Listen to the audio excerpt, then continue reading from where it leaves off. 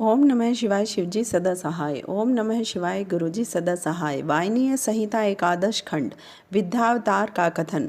श्री वेदव्यास जी ने कहा, मैं शिव, गणेश, स्वामी कार्तिकेय और सृष्टि की उत्पत्ति, पालन तथा संहार करने वाले भगवान शिव को नमस्कार करता हूँ, जिनकी शक्ति अपरंपार है और सबसे गमन करने वाले तथा व्यापकता ही जिनका स्वभाव है। मैं उन अविनाशी शिव महात्मा महादेव की शरण में हूँ। जब गंगा, यमुना और सरस्वती के संगम स्थल प्रयागराज नैमिषारण्य में ऋषियों ने पुनः यज्ञ का अनुष्ठान किया, तो इन मुनियों के उस यज्ञ का वृतांत सुनकर सूत जी उस स्थान पर आए। सूत जी को आया देखकर सब मुनियों की प्रसन्नता का ठिकाना न रहा। उन्होंने प्रेम पूर्वक उनका आदर सत्कार और पूजन किया। मुनिवृंद उनसे प्रार्थना करने लगे कि आपका आगमन शुभ हो। आप समस्त इतिहास पुराणों के ज्ञाता हमारे आश्रम पर पधारे हैं, यह हमारा अहोभाग्य है। आप हमें भी दिव्य रूप कथाओं का अमृतपान कराने की कृपा करें।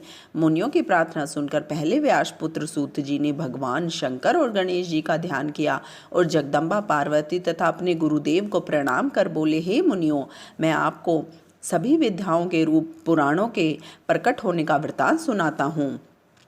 श्वेत कल्प के समय वासुदेव ने जो कहा था, उन्हीं शब्दों तथा अर्थों से युक्त, न्याय से परिपूर्ण शास्त्रों के अर्थों से शोभित यथा कर्म को ही पुराण कहते हैं। 4 वेद, 6 शास्त्र, मीमांसा, न्याय, धर्मशास्त्र, सभी पुराण आदि ये 14 प्रकार की विद्याएं हैं।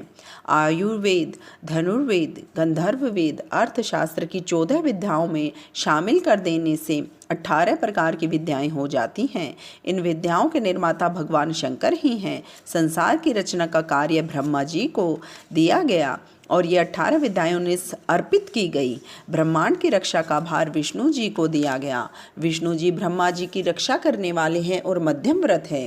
ब्रह्मा जी ने इन 18 विद्याओं को पाकर 18 पुराणों का विस्तार किया।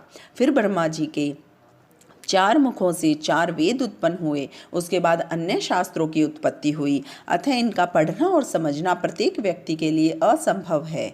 यह विचार कर भगवान शिव व्यास रूप में प्रकट हुए और वेदों का विभाजन करके शास्त्रों को संक्षिप्त रूप में बनाया। इसी तरह द्वापर युग के अंत में विष्णु भगवान व्यास जी के रूप में प्रकट हुए और वेद आदि का विभाजन किया।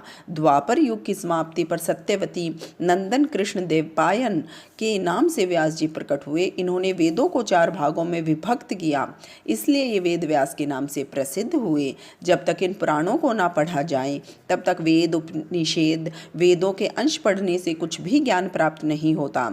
18 पुराणों के नाम इस प्रकार हैं: ब्रह्म पुराण, पद्म पुराण, विष्णु पुराण, शिव पुराण, भागवत पुराण, भविष्य पुराण, नारद पुराण, मार्कंडेय पुराण, अग्नि पुराण, ब्रह्म वैवर्त्य पुराण, लिंग पुराण, वाराह पुराण, वामन पुराण, कूर्म पुराण, मत्स्य पुराण, गरुड़ पुराण, ब्रह्मांड पुराण और स्कंद पुराण। इनमें चौथा शिव पुराण शिवों की सभी मनोकामनाएं पूर्ण करने वाला है।